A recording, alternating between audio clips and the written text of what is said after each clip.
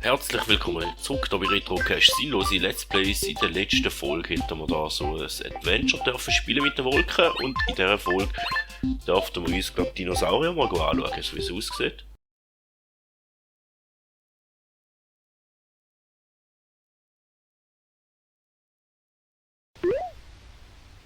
Junge Wolke, ich muss dir nun etwas Wichtiges mitteilen. Zu meiner Zeit vor vielen Monden, da hatten wir Wolken enorme Macht. Doch mit großer Macht geht große Verantwortung einher. Du musst schwören, deine Macht niemals für pure Zerstörung einzusetzen. Naja, vielleicht ein bisschen. Ein Krümelchen Zerstörung. Ich bin nicht stolz auf die Dinge, die ich in meinen jungen Jahren getan habe. Oder die ich in meiner Jugend getan habe. Lass mich dir von meinen schlimmsten Taten erzählen. Die späte Kreidezeit. Lass den Regen der Gerechtigkeit auf alle Dinos nieder. So, in dem Fall hat die Altwolke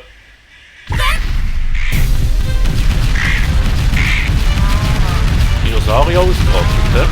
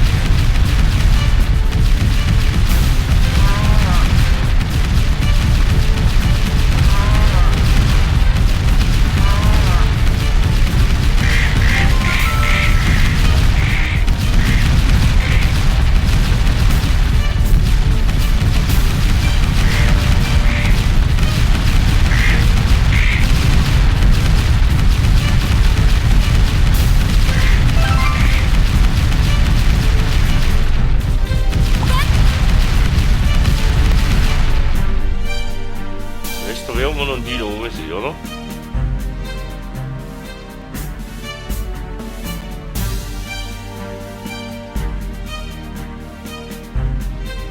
Richtiges Wolkenmassaker. Doch stattgefunden.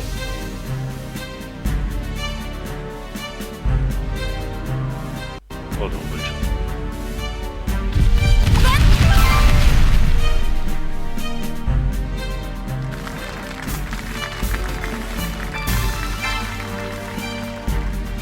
Somit wäre es das schon wieder von dieser Folge, die wieder mal ein bisschen kürzer ausgefallen ist. Und das Zusatzziel wäre noch gewesen, für euch alle Krähen. Somit vielen Dank, dass ihr noch wieder dabei gewesen.